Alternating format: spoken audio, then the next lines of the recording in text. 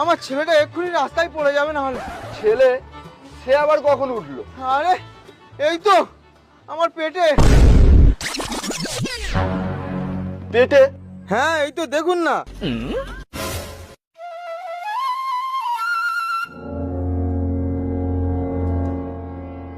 মালটা মনে হয় মেন্টাল আছে। আচ্ছা দাদা কোথায় যাবেন?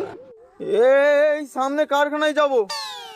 আচ্ছা ঠিক আছে ছেড়ে দিচ্ছি, আর ভাড়াও দিতে হবে না। একটু আস্তে আস্তে যাবেন। হ্যাঁ এই,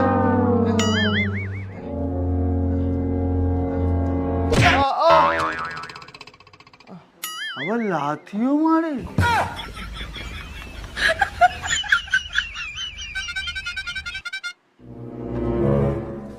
দাদা, এর পিছনে আপনার হাত নেই তো?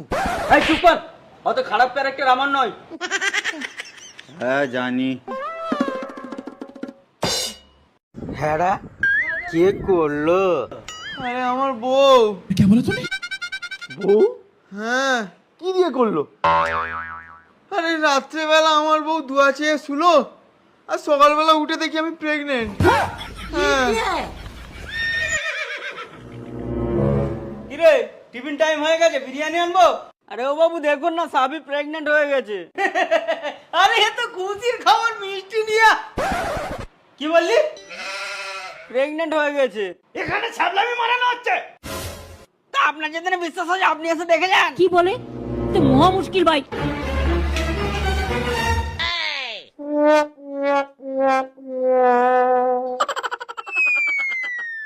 এই! আহ! লাথি মেরেছে? হ্যাঁ। আমাকেও চড় মেরেছে। কিভাবে হলো? আর বউ করেছে।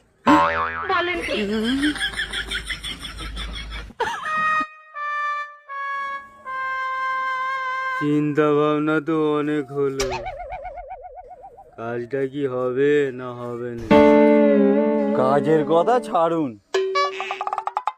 আগে এ কি করে হবে সেটা ভাবুন।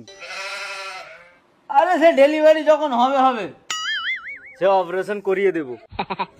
কাজে লাগ, ছেলে প্রেগনেন্ট? কাজে লাগ। যা তুই গিয়ে হালকা কাজ কর, এক কাজ কর, ওই মালগুলো চাগা যা। ও বাবু, আমার জন্য এটা হালকা কাজ। ও ওটা হালকা কাজ না, তাহলে এক কাজ কর, তুই ওঠ, যা কিছু কর যা।